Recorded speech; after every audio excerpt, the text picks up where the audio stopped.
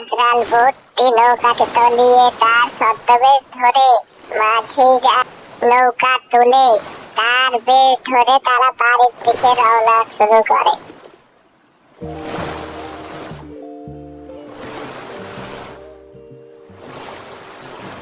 মাঝির পাওনা টাকা মিটিয়ে সেই খোকস মানুষটি বাড়ির দিকে যায়। মাঝি ভাই, আমি চললাম, পরে আবার দেখা হবে।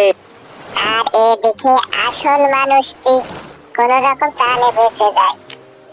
কোন রকম প্রাণটা বাঁচলো, টাকা পয়সা যাই যাক যাক, নিজের প্রাণটা তো বাঁচলো। এবার যাই, বাড়ির দিকে যাই। না জানি পরিবারের লোকগুলো কেমন আছে, খোদাই জানে। যাই।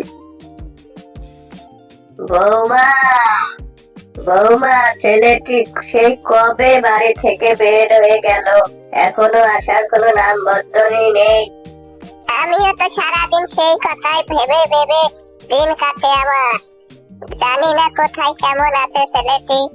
উপরওয়ালার কাছে দোয়া করো। তাছাড়া আর উপায় নেই তো। এ উপরওয়ালা, আমার ছেলেটা কি ভালো ভেবে রেখো। ওই তো আপনার ছেলে, তোমার কথা এতক্ষণ বলছিলাম। বাছা, তুই ঠিক আছিস তো? আগে তুই হাত মুখ দিয়ে কিছু খেয়ে নে, না জানি কতদিন খাসনি। এরপর সেই খোকস বেশ ধরা ছদ্মবেশী ছেলেটিকে খাবার দেওয়া হয় অনেকগুলো। তারা অনেক আনন্দ খেতে থাকে। আর এই পাশ থেকে আসল মানুষটি মা মা বলে চিৎকার করে।